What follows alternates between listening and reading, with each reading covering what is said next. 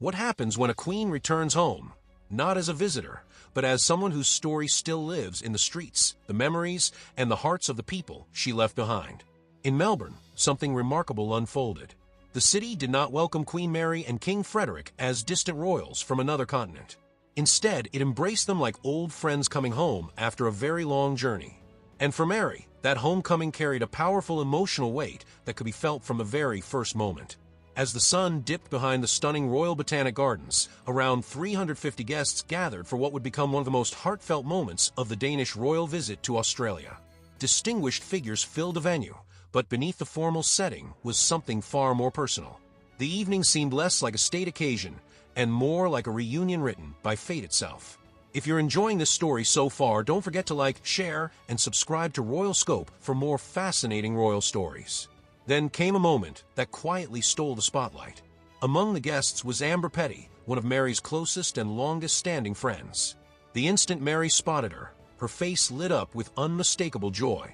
It was the kind of smile that years cannot diminish.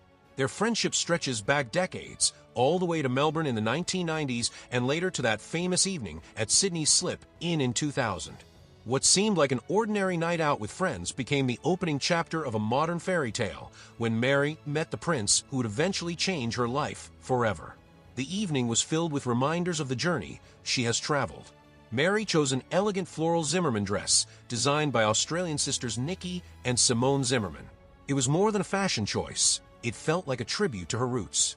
Like a treasured photograph pulled from an old family album, the dress carried memories from previous meaningful occasions, connecting past and present in a beautifully subtle way.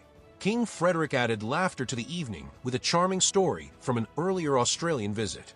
Recalling how a young boy once asked, "Who is that person standing next to Mary?" he joked that Australians would probably always see him that way.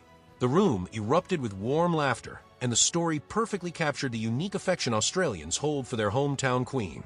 When Mary took the microphone, the atmosphere shifted.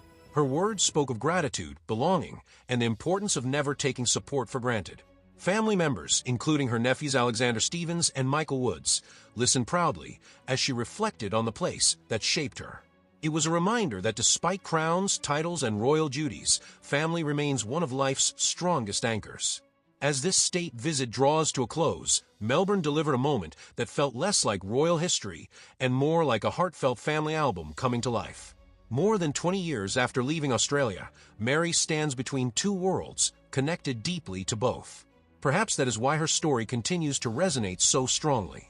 She is a queen, certainly, but she is also a daughter of Australia whose journey proves that no matter how far life takes us, home never truly lets go.